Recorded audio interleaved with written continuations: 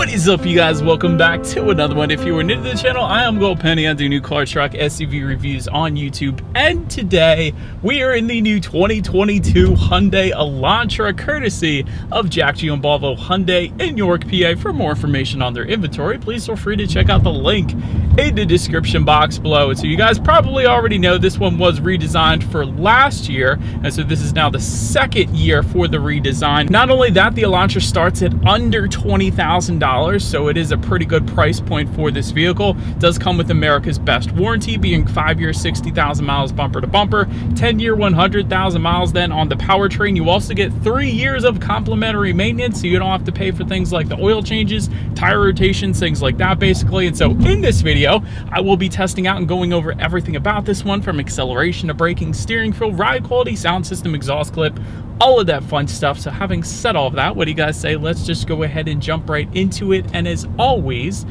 let's start with pricing. And so as you can imagine, there are a few different trim levels for the 2022 Elantra. First one being the SE, starting at $19,850. Then there is the SEL, which is the one we have today, starting at $21,100. And lastly, the Limited, then starting at $25,600. But regardless of trim level that you go with, the power plant on the Elantra is going to be the same. Powering this one is a 2-liter multi-port injected inline 4-cylinder, putting out 147 horsepower at 6,200 RPM, 132 pound-feet of torque, coming in at 4,500 RPM. Power sent to the front wheels through an IVT, that stands for Intelligent Variable Transmission. 0 to 60 time is going to come in at approximately 8.4 seconds, with MPG numbers coming in at 33 in the city, 43 on the highway for the SE trim level, and then 31 city, 41 highway for the other 2 trim levels, taking regular unleaded fuel. But so then, before we do any kind of fun acceleration test here in our Elantra, I do want to mention the drive modes. The drive mode button, it is silver and it is located just to the left of the shifter there. That will include normal, sport, and smart, adjusting things like the shift points, the throttle response, and the steering sensitivity then as well. So now, having got it all out of the way, what do you guys say? Let's go ahead and find a straightaway. Let's put this thing here to the test, and let's see how quickly the new Elantra here is going to get us up to speed. All right, you guys, here we go in 3, 2, 1, go.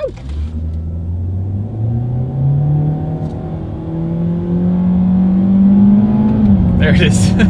At the very end there, it finally kicked in, but not the quickest thing in the world. Shouldn't have any issues in merging onto the highway, but wouldn't have minded a bit more power here in the Elantra. But having said that, I didn't mention it yet because they are their own separate vehicles really, but there is an N line as well as a new Elantra N coming out. Those two are essentially the equivalent of the Honda Civic Si and the Honda Civic Type R, so those are going to be the ones that you want to go with if you want more power. But having said that, again, shouldn't have any issues merging onto the highway with this one. But to go along with that acceleration, as always, braking is equally important. And so up front, you will find 11-inch ventilated front discs. In the back, 10-inch solid rear discs. As far as that 60 to 0 stopping distance goes, it is going to come in at an impressive 116 feet. That is wonderful, you guys. Typically with sedans, it comes in the 120, so 116 feet is definitely very impressive, especially for what this vehicle is at the price point that it's at. So wonderful braking on this one. There's no brake pedal delay or anything like that, so very impressed with the braking.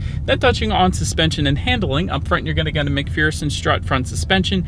In the back, torsion beam rear axle, front and rear stabilizer bars. As far as ride quality goes, it's really not that bad, to be honest. So I will say I feel like the previous generation, for whatever reason, was a little bit smoother with the ride quality, but with this being a compact car, it isn't usually something you expect. So I will say this is pretty much on par for the course as far as ride quality goes. I would say even a little bit better than average when it comes to compact cars, so no issues with the ride quality. As far as steering feel goes, it is an immediate noticeable difference when you change up the driving modes when it comes to that steering feel. If I were to put it in sport driving mode, you immediately notice a heavier weight to the steering as opposed to the comfort driving mode that I currently have it in. It is a noticeably loosey-goosey steering feel. So if you wanted that heavier steering feel, go with the sport driving mode. If you wanted a looser steering feel, take it out of the sport driving mode essentially. So it's really something for everybody. As far as cabin noise goes, at higher speeds I get a little bit of wind noise coming in, but it's not that bad, and it pretty much is, once again, as expected for a compact car, so it wouldn't bother me personally. Then touching on visibility, I can see perfectly fine out the back, absolutely no issues whatsoever when it comes to visibility on the Elantra. But that about rounds out the performance segment of this review, you guys. Let's now go ahead and take a look at the exterior of our brand new 2022 Hyundai Elantra. All right, so here she is, you guys, the new 2022 Hyundai Elantra, completely blacked out. Looks pretty darn good, actually, all black. But anyways, let's go ahead and start up front on this one. Gloss black front grille coming with the SE and SEL trims.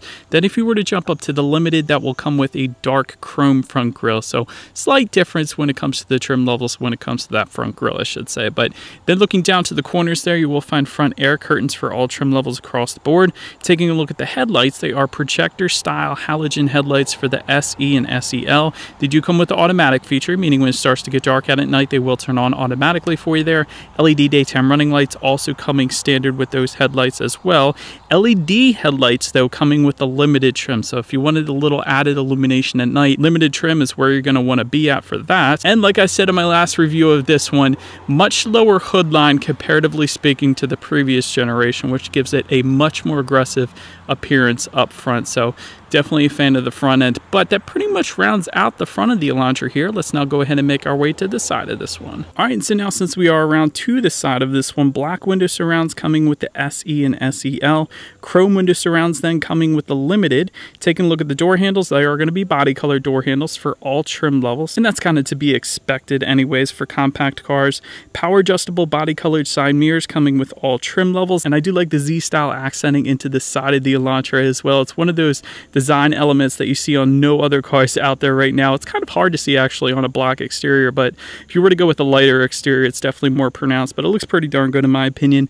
Then take a look down at the wheel configuration. 15-inch alloys coming with the SE, 16-inch alloys coming with the SEL, and lastly 17-inch alloys then coming with the Limited trim level. So a very cool sportback style when it comes to the side profile of the Elantra, but that pretty much rounds out the side. Let's now go ahead and make our way to the back of this one. All right, and so but now since we are around to the back of the Elantra, body colored shark fin antenna all the way to the top, somewhat of an integrated rear spoiler. Let me actually show you guys, because I know it's kind of hard to tell, but there's definitely a very pronounced something. I don't know if you can call that an integrated rear spoiler or not. I know it's not technically, but it kind of looks like it is, so pretty darn good look in the back if you ask me for that. Then of course you do have Elantra lettering spelled out horizontally in typical Hyundai fashion as they do with all of their vehicles. And if you wanted LED taillights, that does come standard on the Limited trim level only, of course, to tie in together with the LED headlights up front. And just below it all, there is a single exhaust outlet tucked away, so I do believe you guys know what we have to do next. As always, here is that exhaust clip.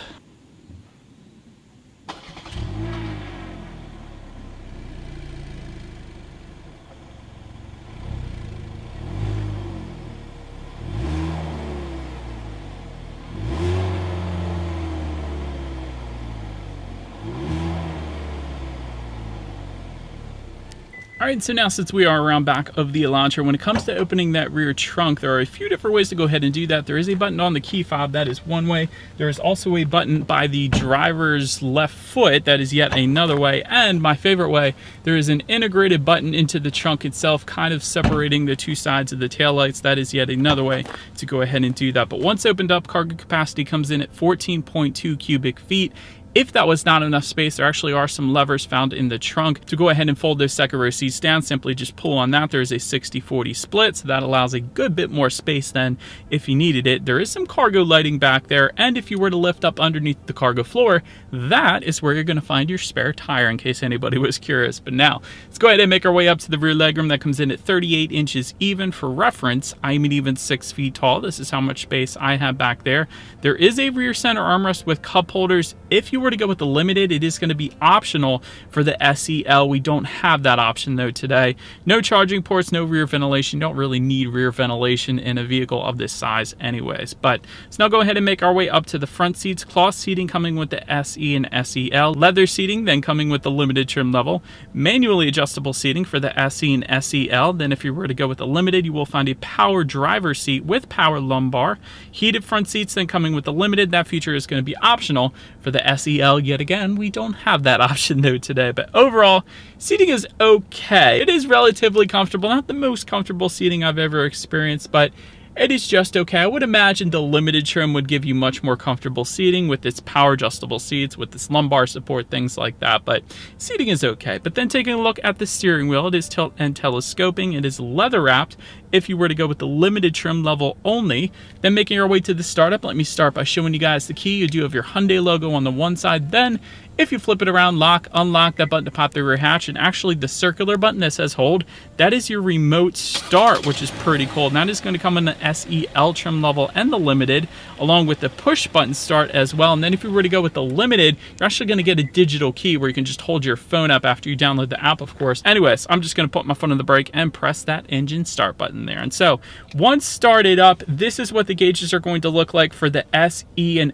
SEL. However, there is a full 10¼ inch digital gauge cluster for the limited, but don't have that one today, so I'm not going to obviously show it to you. But tachometer is all the way to your left, speedometer is front and center. There is a small digital portion of the gauges all the way to your right. To control what is on that digital screen, simply use the steering wheel mounted controls on the right side. You can choose to display a digital speedometer if you wanted to, what driving mode you're in, trip A, trip B, of course. There are some safety features, how many miles you have left until you hit empty as well, and a ton of other information included as well. So pretty much everything you could possibly want and need up on the gauges. But then making our way to overall interior quality, power sunroof coming with the limited. Optional then on the SEL, we don't have that option. Wireless phone charger coming standard with the limited. Like I was saying, that is optional for the SEL, so that is not only going to be that wireless phone charger, but also the digital key is going to come with that as well, of course. Dual zone climate control then coming with the SEL trim level and up. You will find multicolor ambient lighting then for the limited trim level only. But overall, when it comes to interior quality, I do like the dual zone climate control that we have on our SEL.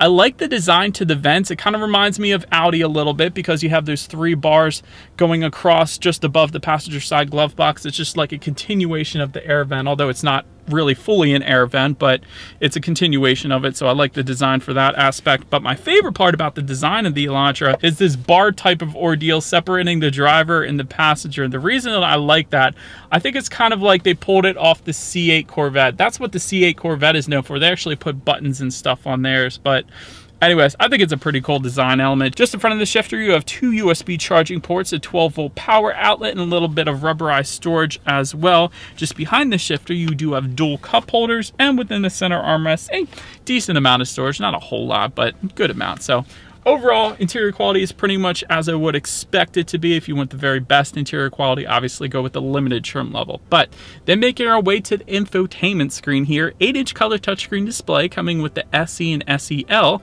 Then if you were to jump up to that limited trim level, you will find a 10.25-inch color touchscreen display. So either way, you still get Bluetooth and audio streaming, but Android Auto, Apple CarPlay, it does come standard on all trim levels. But if you go with the SE or SEL, it is wireless. That's the one you want. You want the wireless Android Auto, Apple CarPlay, so you don't have to hook your phone up and have all those pesky wires just in front of the shifter. So I don't know why it's wireless on those two. Then you have the wired connection with the limited when you pay more money. That doesn't make sense to me, but that is the way it's set up, so I did want to emphasize that to you guys. But either way, Android Auto, Apple CarPlay, either way, so that's pretty cool. But you can, of course, check out your radio information up there as well. And by the way, when it comes to the sound systems, you will find 6 speakers for the SE and SEL, and then an 8-speaker Bose sound system for the limited, which is optional on the SEL if you wanted it. But having said that, we do have the 6-speaker sound system here with us today. So what do you guys say? Let's go ahead and turn on the radio. Let's listen to some Justin Bieber,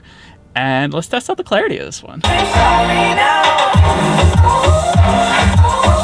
I gotta say, I'm not a believer when it comes to that sound system. I've heard better sound systems.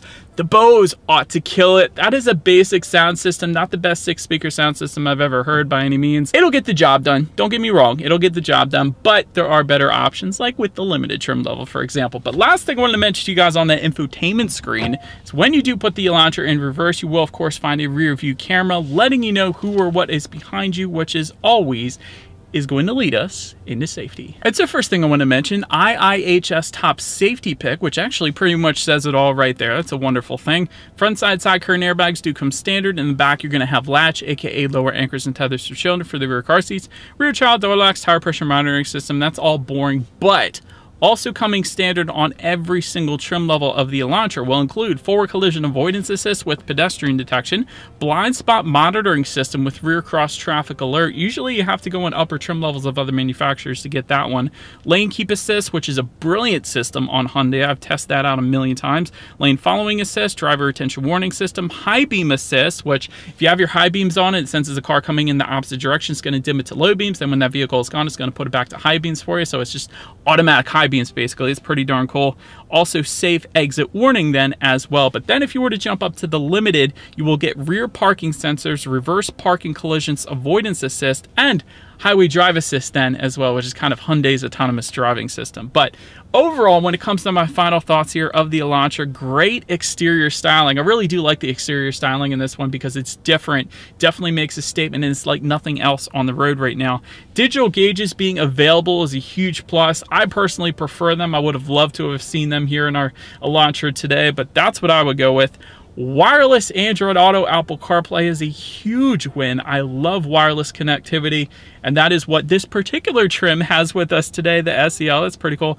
Digital key is also a very nice option. The reason I personally like it is because if your key fob for whatever reason were to fail, you don't actually have to get somebody to tow you then to the nearest Hyundai dealership because you got the app on your phone. You could still get in your car, you could still start it up by just using your smartphone. You don't even need to get your car towed. That's so cool. And you don't even have to ever carry your keys with you technically if you have that app on your phone and your phone's not dead. I should put that little caveat in there as well. Also, America's best warranty, that's peace of mind. 3 years free maintenance, that'll save you money. The only downside, the only constructive criticism I guess you could say with this particular configuration is it is kind of slow, but like I said, the N line and the Elantra N will fix that if you wanted a bit more power. But that is about it for this one, you guys. Thank you so much for watching. Feel free to follow me on social media at the bottom of the screen. If you wanted to see what's coming next on the channel before it actually gets to YouTube, be sure to hit the subscribe and the bell notification button. If you're into new car reviews, that is what we do here on this channel after all. Do appreciate you guys watching more than you know it. I will see you guys all in the next video. There's a spider on my windshield. Stay gold.